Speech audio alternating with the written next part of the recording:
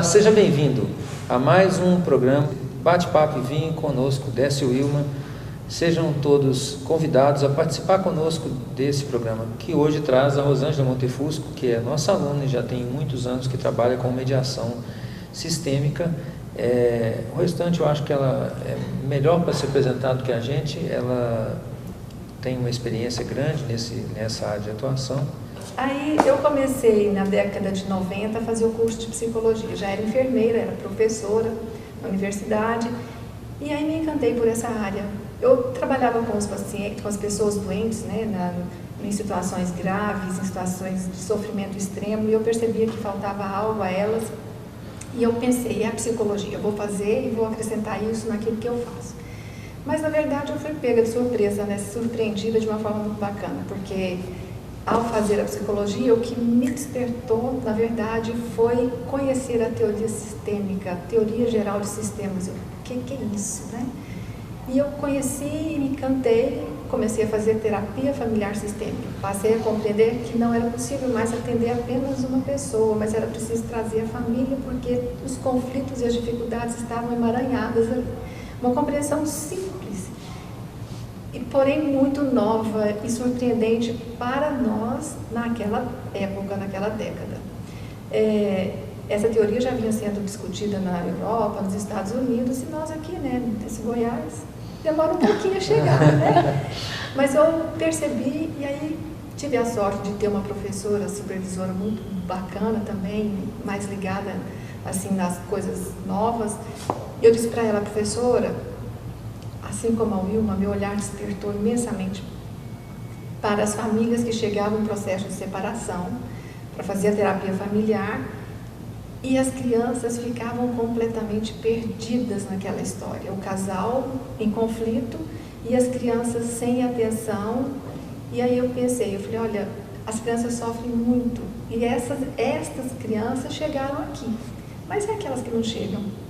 E as famílias que não chegam? Vamos lá falei para ela, a gente podia fazer uma visita para os nossos colegas lá no Núcleo de Prática Jurídica da PUC. Porque lá tem estagiários também, tem muitas famílias chegando lá para separação. Proposta ousada. Nós chegamos, né, cheias de novidade, de boa vontade, de desejo de fazer uma coisa nova. Aí os nossos colegas foram muito gentis e permitiram que nós ficássemos lá por um pouco mais de um mês. Por quê? Eles faziam uma separação em uma semana e nós estávamos demorando um pouco mais de tempo para trabalhar com essas famílias. Nós estávamos começando algo novo e demorava um pouco de tempo. Eles escolheram lá na equipe qual deles ia nos dar a notícia de que nós precisávamos Ir embora. Porque estávamos delongando um processo que era muito rápido. No olhar jurídico realmente é rápido, né? Aí nós fomos embora e eu não sabia mais o que fazer, porque também terminei o curso, formei, fui embora. E aí um dia eu encontrei o Décio Wilma num trabalho maravilhoso de grupo e aplicando aqueles princípios que nós só conhecíamos na teoria. E aí eu percebi que mais do que uma teoria, é uma prática, é um conceito, é um modo de viver. Falar em sistema é compreender que o sistema tem princípios e esses princípios atuam de uma forma implacável. Todo sistema quer ser completo, quer ser perfeito e exige troca, equilíbrio nas trocas. Qualquer sistema vivo. Um relógio é um sistema fechado e ele não faz isso, mas um sistema vivo, relacional, ele obedece a esses princípios sistêmicos. E eu aprendi com vocês a aplicar isso. Aquilo que eu lia nos livros e não sabia o que fazer. E vocês trouxeram de uma forma muito bela e simples, né? Algo que acrescentou aquilo que eu admirava e não sabia como fazer. Aí eu pensei, vou começar a me aventurar pela área jurídica, era lá que eu queria, né? Mas uma enfermeira, psicóloga, professora, como fazer isso? Quando que você fez isso? Aí eu fiz o seguinte, eu convidei um colega, um amigo, que é juiz, para conhecer a abordagem com vocês. E ele percebeu, ele foi tocado. Isso aconteceu quando, mais ou menos? Por volta de 2010, né? 2010, 2011. Aí ele veio e ele percebeu que era importante, mas ele se deu conta de que ele não podia fazer. Ele teve essa humildade de perceber que não era para ele. Aí ele me convidou, Rosângela, você pode fazer umas perícias lá na minha vara? Eu falei, posso demais, vamos lá.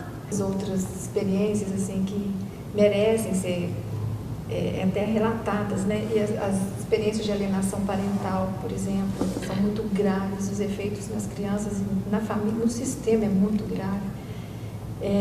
Eu acompanhei um caso em que a mãe, olha só, o casal se conheceu na juventude e foram namorando, o rapaz disse que ia casar, mas não casou, e a mulher ficou grávida, ela engravidou. Eles resolveram morar juntos. E aí veio o segundo filho, e ele não casou. E ela ficou muito revoltada, depois de 12 anos esperando pelo casamento. E ela foi para fazer uma separação, mas ela foi com muita fúria, muita. E o processo, quando eu peguei o processo, ele já estava sendo acusado de abuso, de ter abusado da filha mais jovem, menor, caçula. A menina ama o pai profundamente. Aí ele foi acusado e ele chegou muito destruído na sessão. E ela muito, muito grande, porque ela tinha conseguido fazer com ele aquilo que a fúria dela pedia, né? Ela não conseguia perdoá-lo. E aí o desenrolar desse processo foi doloroso e ele relatava todo o tempo que ele se sentia muito humilhado diante do juiz, que era outro homem, tendo que falar que não havia feito aquilo com a criança. E é um processo que desgasta demais a criança. Ela passa por perícias. Cada perícia demora em torno de 20 dias, não, são quase 20 sessões de atendimento com a criança, com os pais, com a família, com a escola. A criança é mais exposta do que o adulto. E a criança tem que repetir aquilo todo o tempo, então ela sofre muito. E era visível que a criança tinha muito amor pelo pai. Quando a mãe veio sozinha na sessão, ela deixou claro que ela ia vingar. Que o que ela queria era vingar. Porque ele não tinha cumprido com a promessa que ele fez para ela. Ela precisava dar o troco, mas ela foi um pouco além, né? Muito alto. Muito além. Muito além.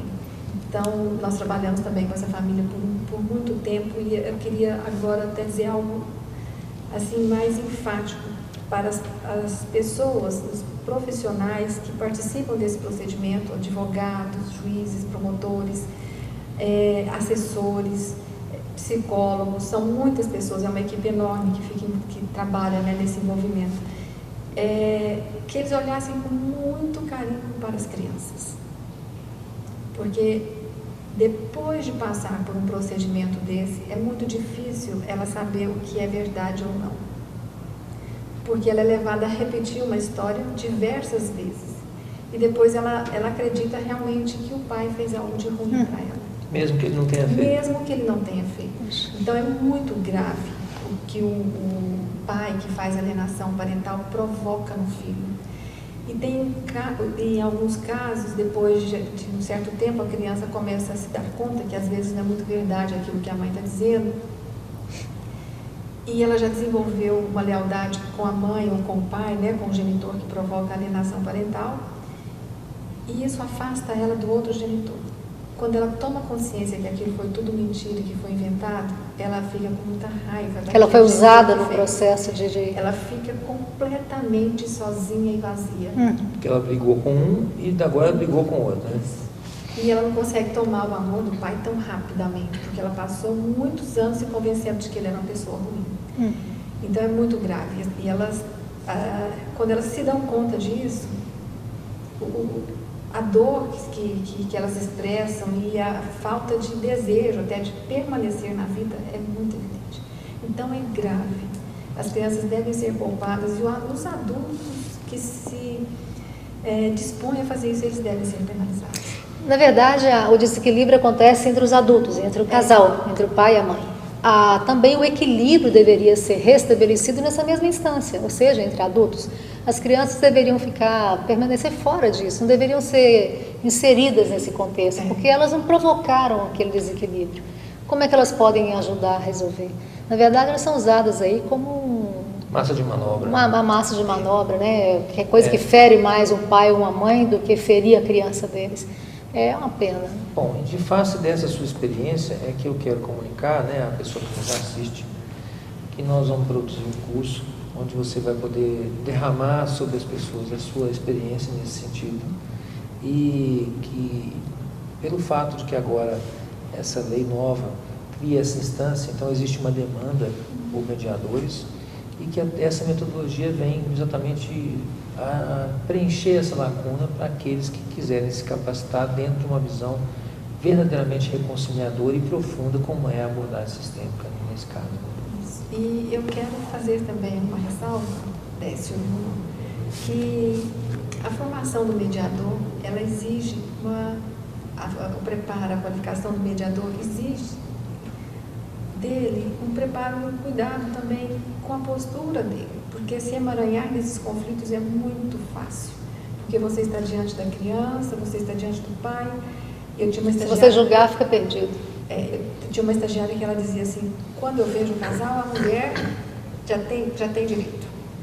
Ela já entrava na mediação para maltratar o homem, né? Para poder fazer com que ele pagasse um pouco mais o preço.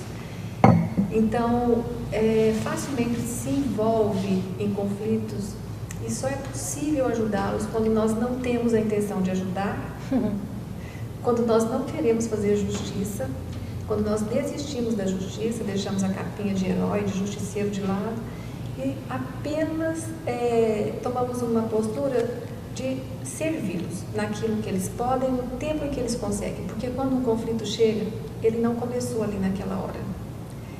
E quando a dor emerge, ela é muito intensa. E as famílias e as pessoas sofrem, e se eu estiver envolvida no conflito, eu não posso ajudá-los a sair e a perceberem de uma outra maneira. Então, a formação do mediador é essencial para que ele alcance o resultado efetivo que o sistema judiciário exige, e para que ele possa, ao terminar uma mediação, ele ir embora para casa e confiando que aquele sistema vai trabalhar para que o melhor aconteça para eles. Ou seja, a postura neutra dele é imprescindível, para que ele possa ajudar realmente, até mesmo para que ele possa manter a saúde dele, né? Porque se ele começar a enfiar no meio disso com toda a intenção de fazer justiça com as próprias mãos, isso vai acabar tendo a consequência sobre a vida dele. Quero registrar, por exemplo, uma vez que uma moça nos procurou, né, nos nossos workshops, e ela trouxe uma questão da dificuldade dela de arranjar um homem, né, de ela manter um relacionamento de casal por um tempo maior. E o que ficou claro é que ela era delegada de uma dessas delegacias de mulheres, de defesa dos direitos da mulher, e ela era completamente parcial. E então ela acabava tomando para si todas as dores e os conflitos das mulheres que a procuravam, e depois ela disparava isso contra o próprio namorado, que não tinha nada a ver com a história, né? E com isso ela acabou prejudicando-se a si por estar envolvida nesses assuntos que na verdade não lhe diziam respeito. Ela poderia tranquilamente aplicar a lei sem se envolver pessoalmente, mantendo uma postura neutra, e aliás isso talvez tivesse sido mais útil para as pessoas a quem ela deveria servir, né? Bom, acho que é isso, né, Rosângela? Se deixar, a gente vira a noite escutando os seus casos aqui. E é um trabalho que eu amo fazer. Assim, até meio paradoxal dizer que é lindo, porque a gente trabalha com muita dor, dificuldade. Mas é lindo. Mas é lindo, igual quando a gente faz um curativo e diz: nossa, mas está linda a ferida. Não é lindo, quer dizer, está indo para uma direção que leva para o mais, tá? A ferida está sarando, o casal, mesmo que eles se separem, eles estão se reconciliando, né? Antes, para que a vida possa seguir, seja com outro parceiro ou outra parceira. As crianças podem seguir livres, elas não estão mais a serviço dos adultos, né? É lindo, sim, é verdade. Estranhamente eu gosto de fazer isso. Que bom que você Nós esperamos de verdade que, isso, através daquilo que a gente vai fazer conjuntamente, outras pessoas que querem seguir os seus caminhos, o mesmo caminho que você seguiu, possam encontrar através de você e dessa abordagem uma solução que permita a elas fazer um trabalho tão bom quanto você tem feito. Obrigada. perfeitamente aplicável, né, na Aplicável. realidade, nada teórico É. de parágrafos, né, uma coisa completamente aplicável às famílias. Parece estranho, mas uma dificuldade de 26 anos, de 20 anos, se resolver em Uma 2 sessão. horas, 3 horas, né? Parece estranho, né? Mas é possível. É estranho, só quer dizer que é diferente. Então, isso merece um brinde de novo, não? Ok. Obrigada, Rosângela, por ter vindo Obrigada, aqui Vilma. bater um Obrigada, papinho Décio. conosco. Obrigada. Tchim, tchim.